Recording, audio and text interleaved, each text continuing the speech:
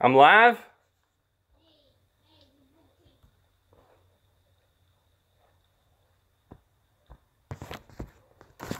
What? It's got me going this way. I can do this way.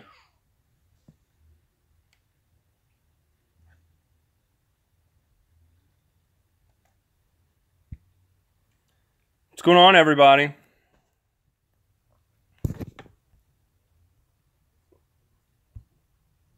Somehow, some way, something. I don't know what I'm doing. I'm having a tough time with this. If I do like this, no, it's making me do like this. What's up, Eli?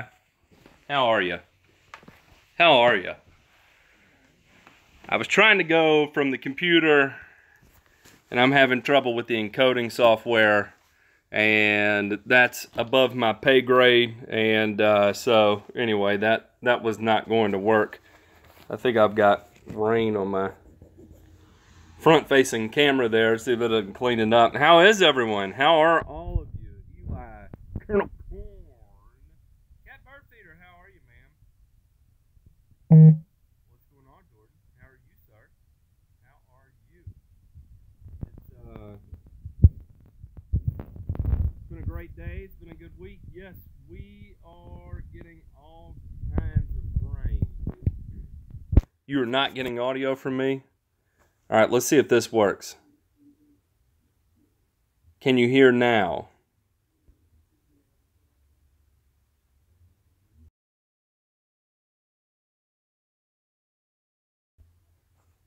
All right. Very good. Very good. Again, I'm a spray guy. And David is grounded from the internet. My wife and I were at a party last night, and we were texting pictures to David, and I think we got him in trouble with what we had going back and forth. Let me plug my charger in so I make sure this doesn't fail. Yeah, we are finally getting rain, and I am super relieved because we're not getting just a little bit. I'd say we've probably gotten close to 2 inches today, which we needed. So all in all, you know, I'm glad. I'll take any amount of rain I can get right now. So that's a good thing. That is a good thing. So anyway, I hope everybody had a good week. Hey to all of you. I had a good week. It was, you know, another week in the world of lawn care. Nothing crazy happened. You know, got some videos out showing at least a couple of projects that I had going on. I'm almost done with aerating and overseeding. Hopefully by the end of this week, I'll be done with aerating and overseeding, and then we can jump. Apparently I'm not old enough to handle this, but you know, one day I'll figure it out. So I guess while I've got everybody here, I'll ask, does anyone have any questions? Oh, here we go. This is one of my favorite ones.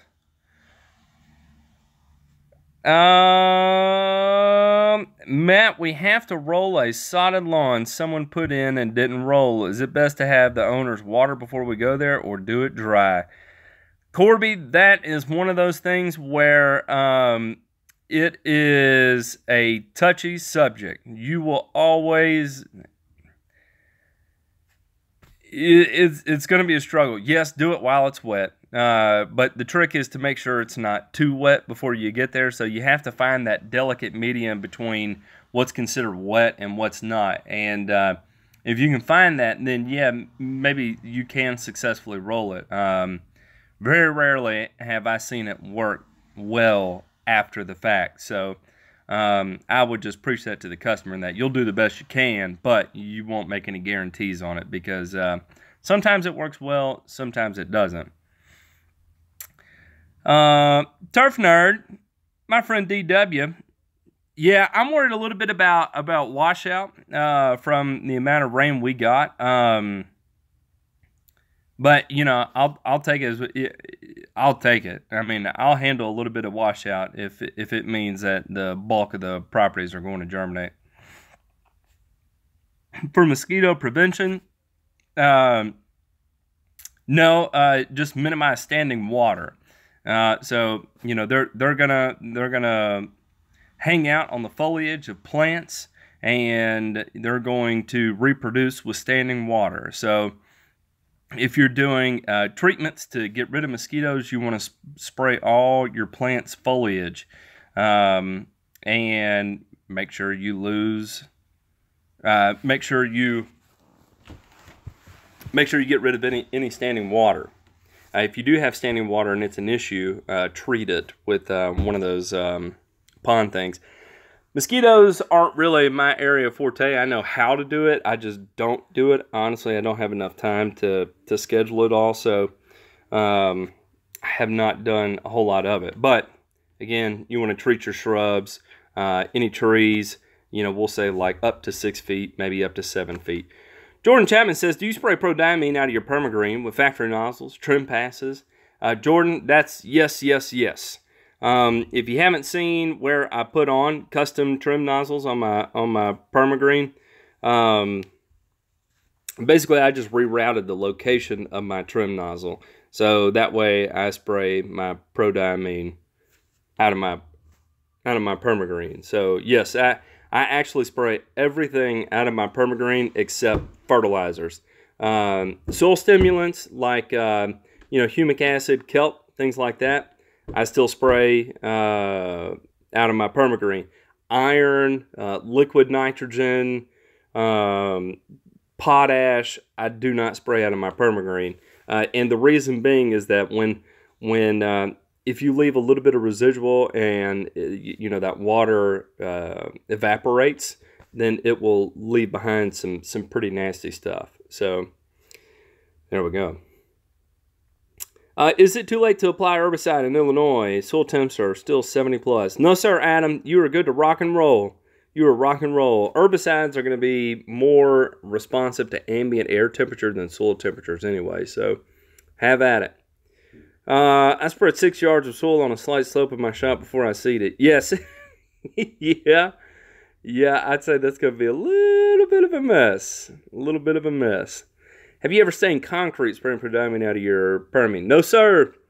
No, sir, Jordan. Now, after I treat it, yeah, you can see it a little bit. But does it stain? No.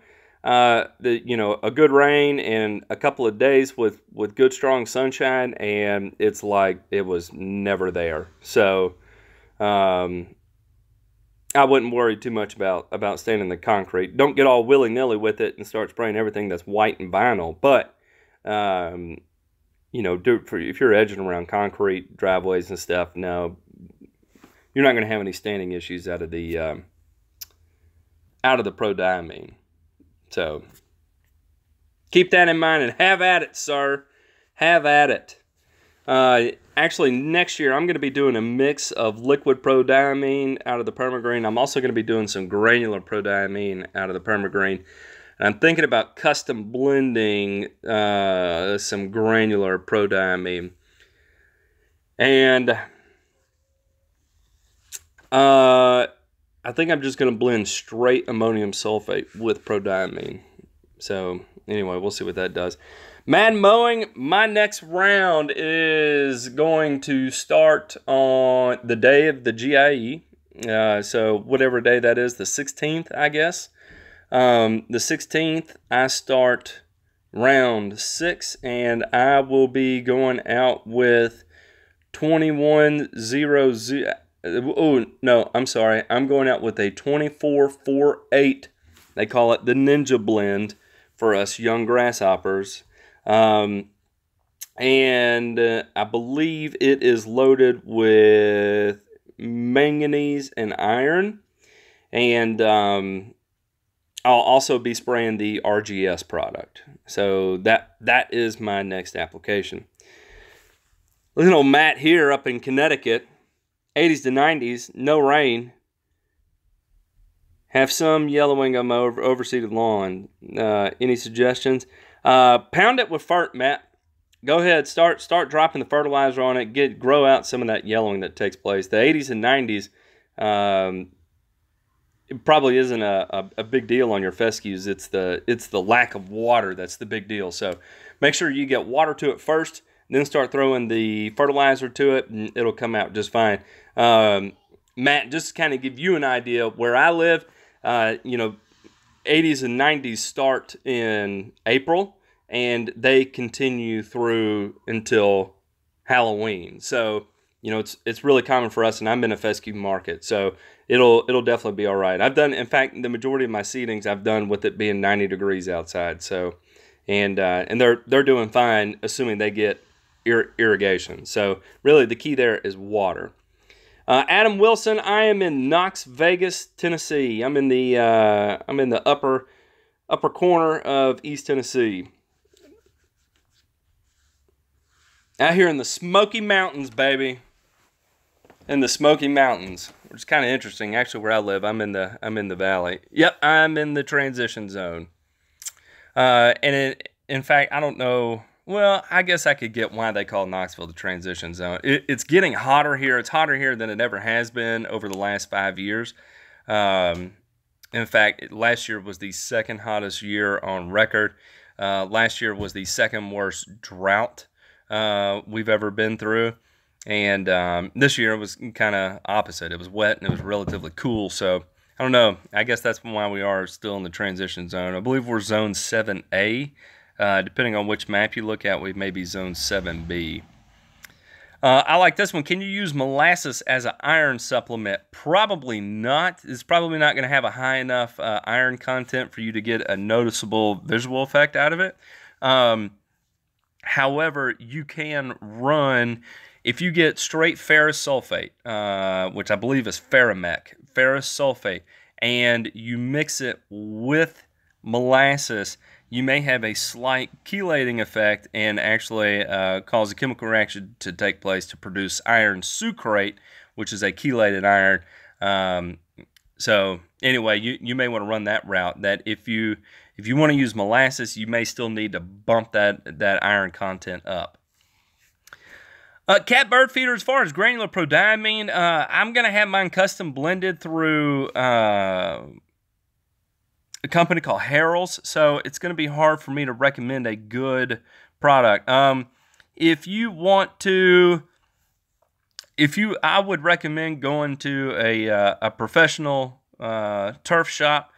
Cat bird feeder, what part of the country are you in? Are you in Georgia? Is that? I think I remember you saying you were in Georgia. Mississippi, that's right.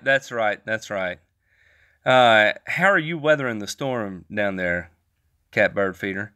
I would try and find like a Site 1 or a Ewing irrigation supply, and usually you can get it with an analysis of a 007, and it'll be impregnated with prodiamine, and then you can go ahead and get that down.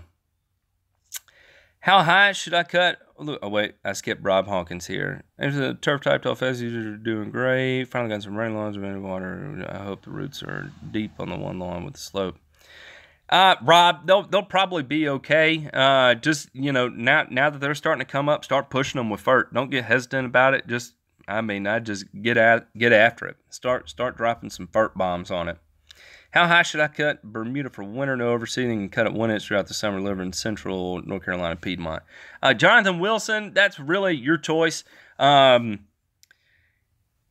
it were me, I'd kind of pick a day to be your last cut and then just be done with it. Is it really going to protect you that much more? Just don't cut all of your canopy off, because really you're going to open yourself up more to Poa annua than you will any damage. So, anyway, just pick a date for your last cut it, and then just be done with it. Don't worry about how tall it gets over winter, and don't worry about keeping it short over winter. If you want to cut it a little bit over winter just to clean it up or clean up some leaves or something, you can. Just don't cut all that canopy off. The more you expose the soil surface to sunlight, the more potential you're going to have for POA outbreaks. What is the best mowing height to create a deep root zone for a newly established turf-type tall fescue? Thanks in advance for your reply. Keith Burton, during the active growing season, prime growing season for a cool season grass. So for turf type tall fescue, that's going to be from Labor Day through Memorial Day. In that time frame, I would look to be in the 3-inch range. As we start getting hotter from Memorial Day through Labor Day, then you want to be at the 4+ inch range. And what's more important, rather than just your height of cut for maximizing your root depth, is going to be proper fertility, proper watering, and mowing frequency. Those will have a bigger effect on your root depth than just a general height. But as a turf species, fescue wants to be mowed taller. So keep that in mind. You want it to, I believe it was a man named Jim Beveridge of Yards Done Right up in Ohio. He said, tall and happy, low and crappy in regards to fescue. What's your prodiamine blended granular analysis going to be, and what sources? Andy, next year I'm going to go probably, I may do like a 2105, and that's going to be ammonium sulfate and sulfate of potash, and it's just going to be ammonium sulfate and sulfate of potash, and I will spray the RGS, and I'll probably have that granular material impregned with prodiamine, and I will have Harrells do that for me. Took your advice, 1.5 pounds per 1,000. Green, and the customers are silent. I bet.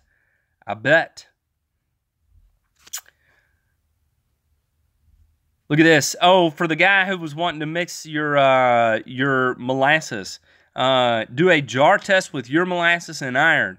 Turf Nerd here, dropping some knowledge on me.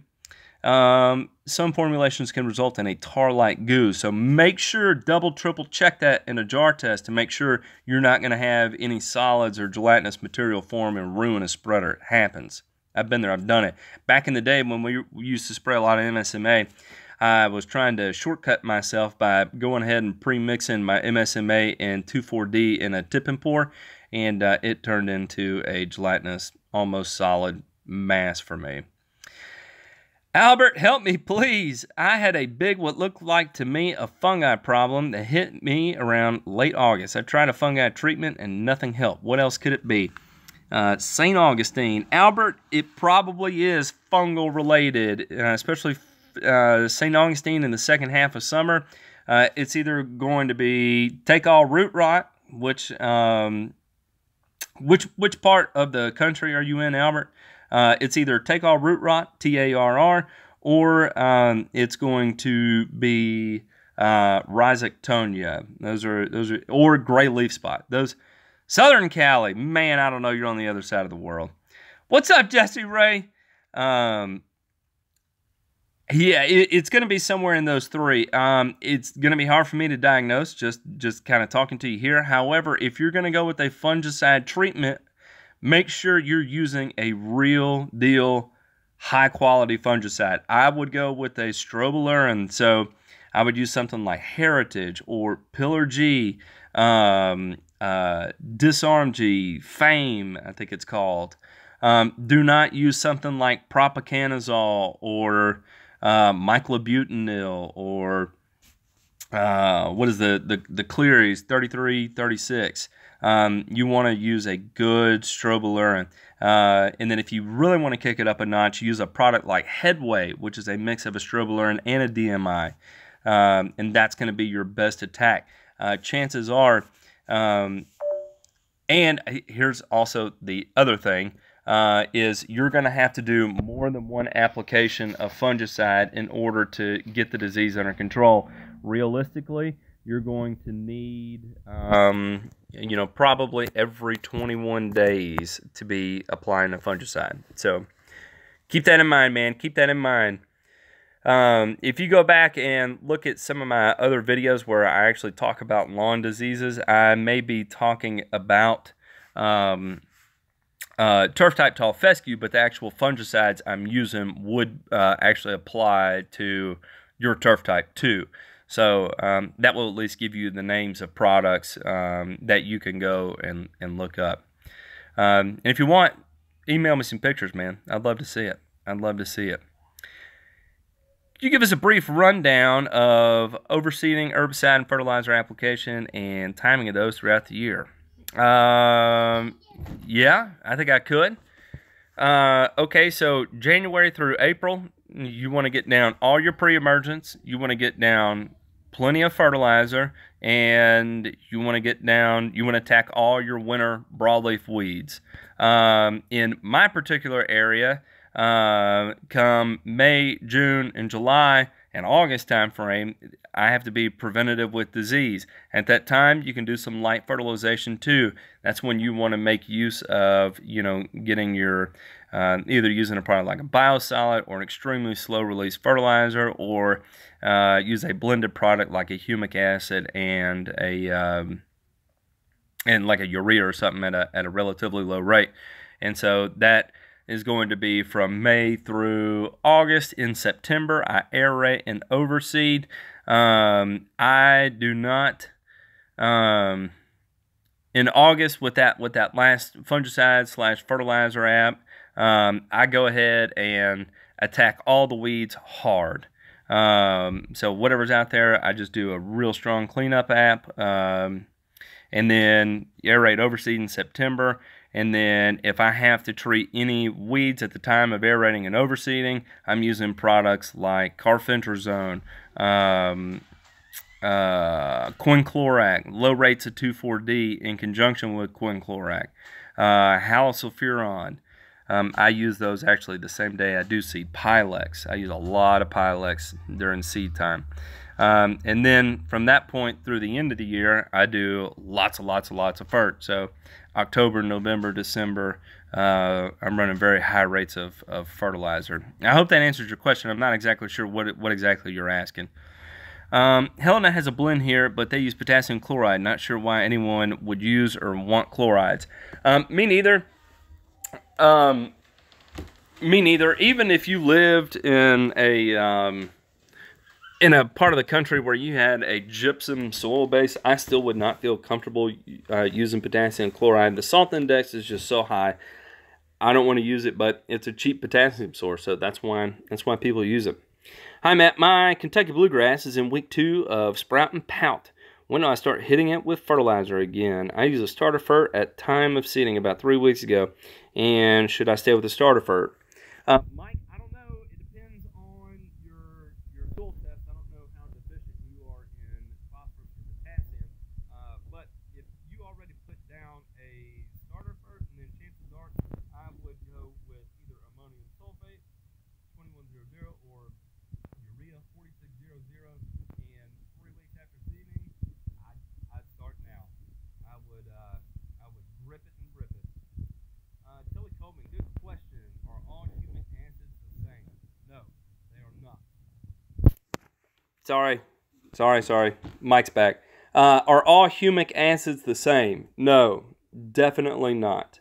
Definitely not. Okay, so yeah, I had my hand over the mic. When it comes to humic acids, you have to trust your source because you have to know how they actually produce that humic acid. So most of them are going to come from leonardite shale. However, there's 2 ways to actually extract it. You can extract a raw humate, or you can extract a humic acid. And a humic acid is going to consist of humic acid and fulvic acid. So they can do a high pH extraction using potassium hydroxide. That's where you're going to capture all of your fulvic acids as well as humic acids. That's going to give you a better product. Or you can do a low pH extraction, which is just going to capture the humate. So I think that's right. I think somewhere along the lines of that is right. But no, all humic acids are not the same. Telly, if you want to shoot me an email, I can put you in contact with somebody who can explain the differences of it in better depth than I probably can. Armando, compost top dressing still okay for super sandy soil after aeration plus humic acid, probiotic N, fert, and available calcium and iron. What's best time and cost-effective method for top dressing compost? Armando, if you got to do it, especially if you're in sandy soil, a wheelbarrow and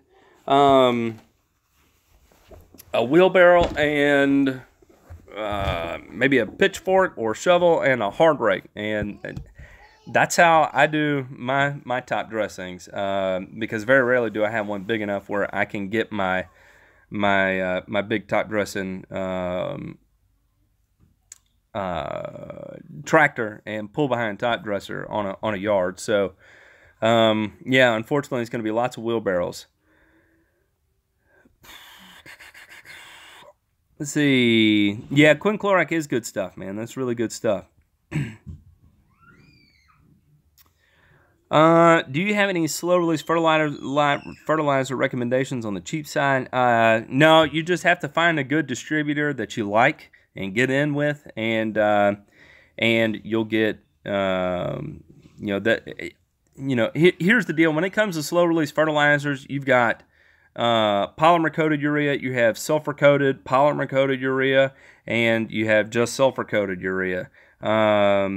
Unless you want to get into like the methylene ureas and stuff like that. But for the most part, you'll see either PCSEU or XCU, and they're all basically going to perform about the same way. So there's not really any one brand because everybody blends their own. So you have to find a distributor like Harrells or Helena or Ewing or Green Resource or Site One, and establish a relationship with them, and hopefully they'll get you a good price. Like, I buy the majority of my stuff from Dickens Turf and Landscape Supply here locally. Where does the fert come from? It's got their label on it, but truthfully, it comes from different co-ops and blenders from throughout the Southeast. So, not really anything magical there. There's no real brand that's going to be better than the other.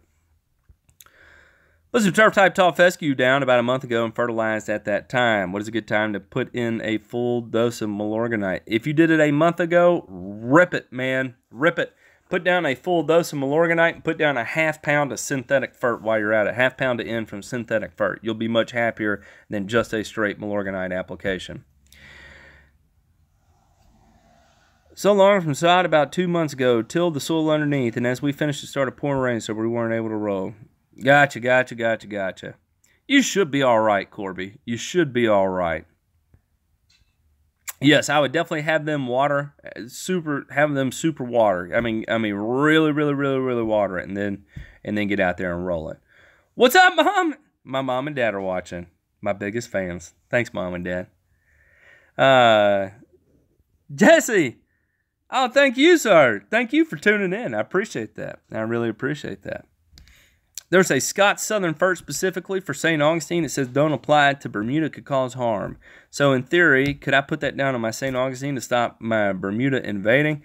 Yes, in theory. So Texas welder, what that is, it's going to have, basically that's a weed and feed for St. Augustine, and it has the active ingredient atrazine in it. And atrazine, Bermuda grass is very sensitive to atrazine. Will it kill the Bermuda grass? Probably not, but it will put a good halt to it. It'll put a dent in it, that's for sure. That is for sure.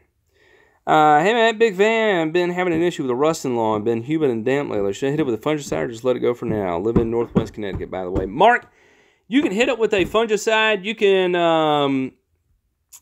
if you want to use propacanazole or something, that'll put a stop to it. But at the same time, you're also going to have to fertilize it to grow the damage out. So, should you put down a fungicide? Maybe. But, really, you could just fertilize it in theory too, and it should grow out also. So, usually when I'm dealing with rust, I just go a little higher on the fertility, and it tends to correct itself.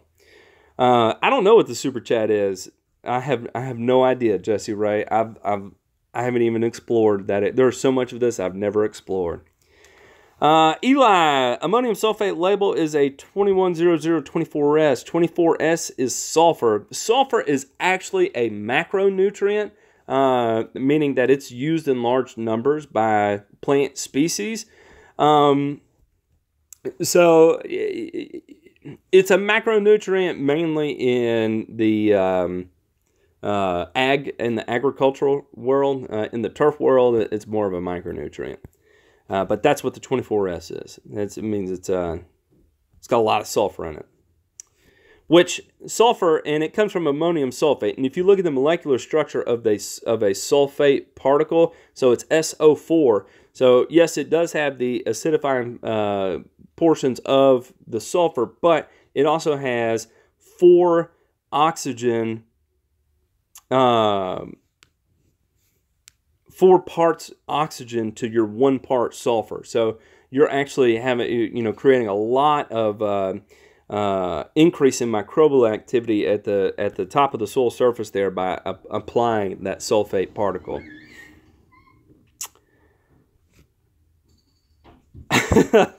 Jesse, be careful, man. Be careful. Would I have more success putting down straight atrazine in my St. Augustine to stop Bermuda? Yeah, don't put down just straight atrazine concentrate, but I mean, you can go get a jug of atrazine. Here's the thing: atrazine is a restricted use product, so you have to have a license of some sort in order to be able to buy it. But yeah, you can treat with atrazine, and it will. I mean, it'll super hurt, especially if you do like single amps of high rates of atrazine on Bermuda grass in St. Augustine. It'll do a really good job. Matt, can you tell us a little about your education? You seem to be a lot more knowledgeable than the average turf dude, and I feel like I'm getting educated from university when you're at the board.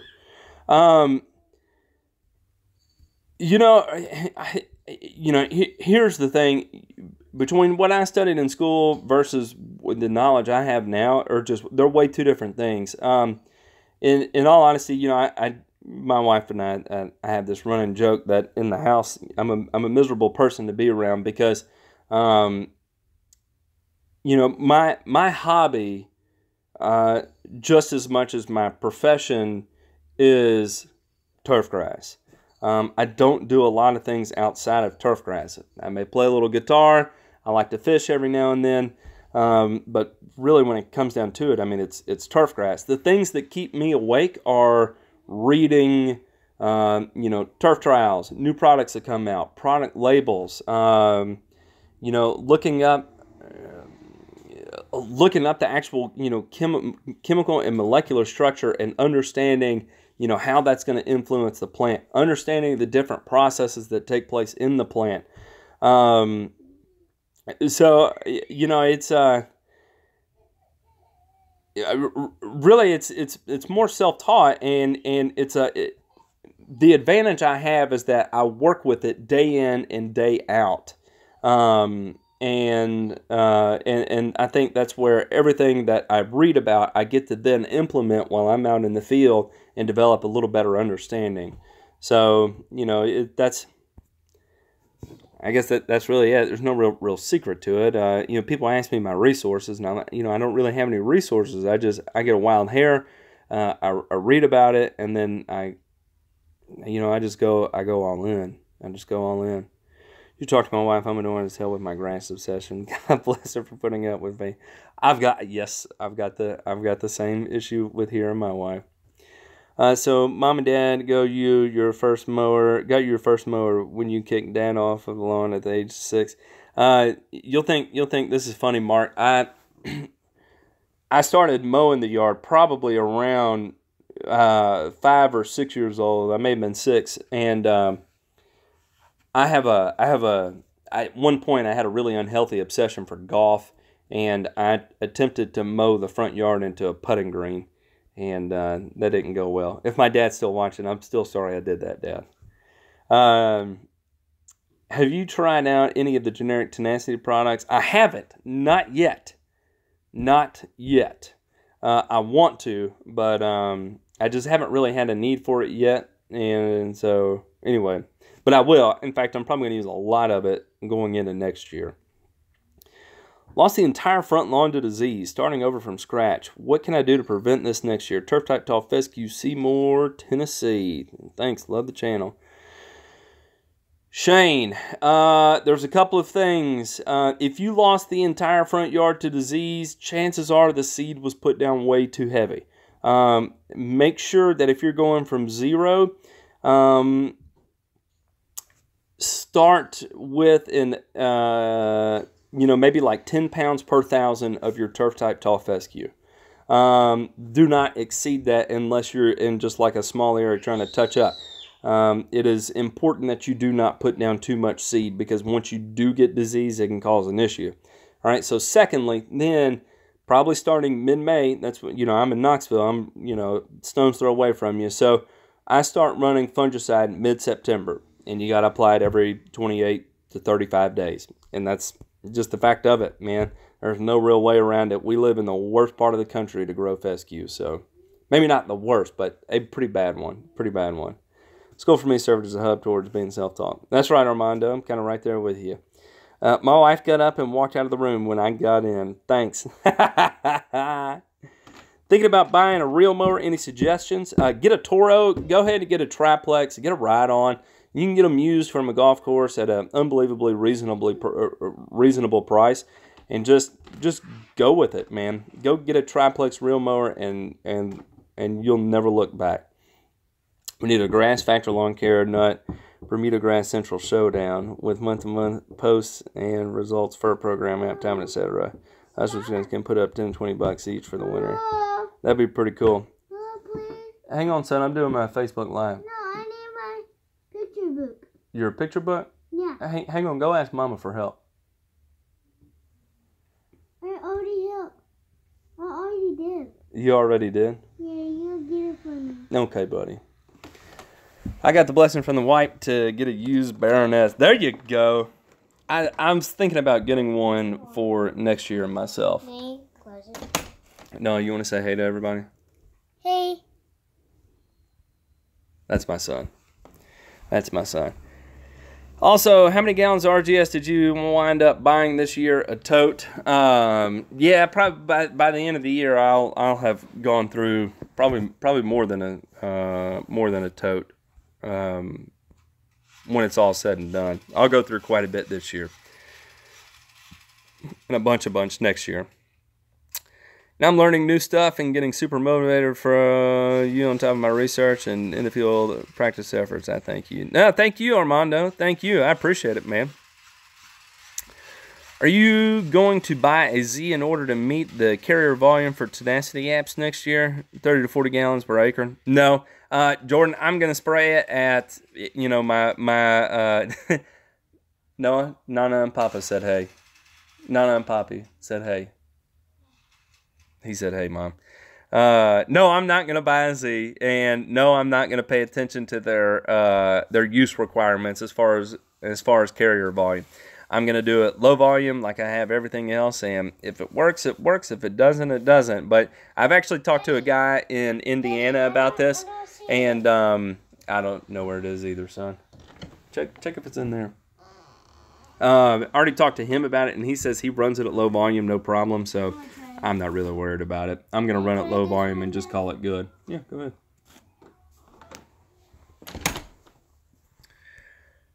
So no Z for me. I will die with a Permagreen in my right hand. What fungicide do you recommend, Shane? Fungicide resistance is a real thing. So what you want to do is either alternate fungicides or mix fungicides. Thanks, corporate. So in particular, I like to roll my own headway. I mix two products. I mix one, which is propiconazole, with another called azoxystrobin, and I apply them at the same time, and it does awesome. It does really awesome, preventatively and curatively. Shane, I've done lots of videos on it. If you go back through the videos or do a search for fungicides in tall fescue, the Grass Factor, you should have lots of resources there from me. So I got an uneven lawn, and I wonder if a dethatcher will level out the grass. Probably not. It depends on how bare it is. It's hard to say. It's not going to be butter smooth, but it will probably improve the situation it is in right now, MYC, and the more directions you go over it with the dethatcher, the more it will probably help to level that out.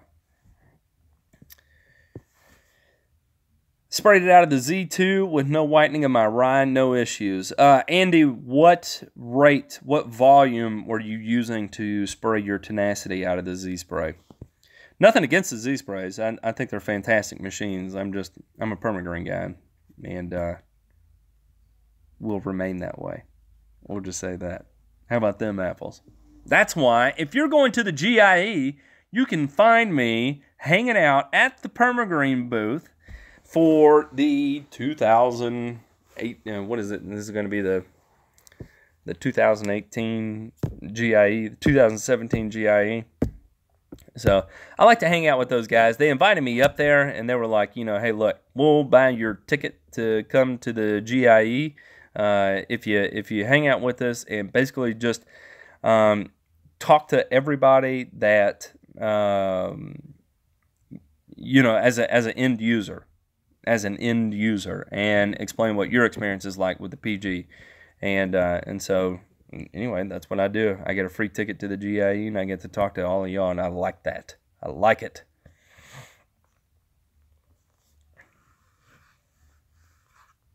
I know you like Screaming Green, but in your research, what is the best new next level innovative fertilizer? Lewis, it's going to be,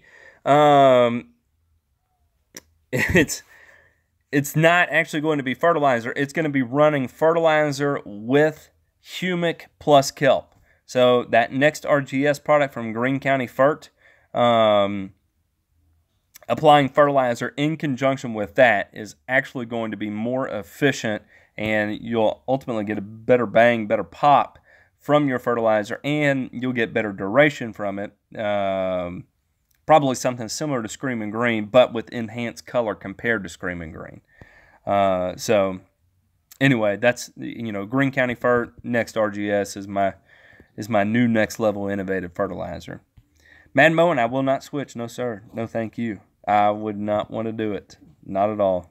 But Z-Sprays just don't work in my market. The guys around here that have them, they drive around with them on their trucks, and they get to use them, an hour or two every day. The rest of the time, they're having to deal with too many hills and stuff. So I'm in an odd market as far as the amount of hills. Triboman, intrinsic brand fungicides. No, sir, never heard of it. What are the active ingredients in there? What are the active ingredients in the intrinsic brand? Can I let leftover grass seed freeze? Vince, I don't think you're supposed to, but you probably can. Just don't let it get wet and then freeze. That's probably not a good thing.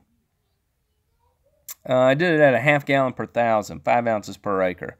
Okay, there you go. There you go. So I would be doing it at a quarter of a gallon, and probably run it at 5 or 6 ounces per acre. I can't remember. I may try 5 ounces per acre since you did, but yeah, I'm not concerned at all about. Oh, okay, Pillar G. Okay, they should be fine. I've never heard of it called an intrinsic brand. So Pillar G is picrostrobin, and it's another strobilurin. It's a very good one. So if you're asking about Pillar G in particular, but I feel like you're talking about a variety of different products under the brand intrinsic. But Pillar G in itself is a great fungicide. Again, strobilurin, picrostrobin, it's a good one. And in fact, I think it's also, I think Pillar G is mixed with the DMI too. So, yeah, that's a good product. It's a really good product. It's off market in Indianapolis. You don't see it here in Tennessee either. So, I can't remember really the last time I saw a bag of Pillar G. I think I saw it off in the corner of a warehouse one time, and I was shocked. I was like, whoa, Pillar G, I hadn't seen that in forever. All right, anybody, I'm going to get ready to wrap this up. Does anybody have any more last-minute questions? I'll throw it out there for another 5 or 6 minutes or so. And then we'll take this bad boy to the he house. 6-year-old decided to go in neighbor's lawn and make wishes about 20 all in my front yard. What do? I sprayed per diamond a month ago. Telly Coleman, there's a product called Gallery. You can put down Gallery, and that will help those keep those dandelions at bay. I believe gallery is effective on dandelions. I don't know. You may want to consult the label on that. I may be talking on one side of my mouth. Just wait till they come up and blast them with triclopyr or 2,4-D, and they'll go away. All right, y'all, I guess that's going to get it for me. I'll be back again 7 o'clock next week. Hopefully, I get the computer thing figured out. I don't know how. I'll figure something out, even if I got to buy a new computer. But anyway, I really appreciate y'all tuning in. Thank you for everything. If y'all have any questions, do not hesitate to shoot me an email. If I don't respond, bear with me. I will get to them. I take them all in block sections and then reply to them one by one. It takes me a little while, but I will read it and I will get back to you. Also, if you're going to the GIE, again, I'll be at the Permagreen booth. I will be there for Dealer Day and the 2 days after that. And the whole purpose for me being there is to do nothing but talk to y'all. And so, again, if you're going to be at the GIE, do not hesitate to come talk to me. Come say hey. I'd love to say hey. It keeps me talking about something I enjoy, which is turf grass. And I'm sure I'd enjoy meeting all of y'all. So, again, thank you for everything. I really appreciate it. Y'all have a wonderful night. Take care.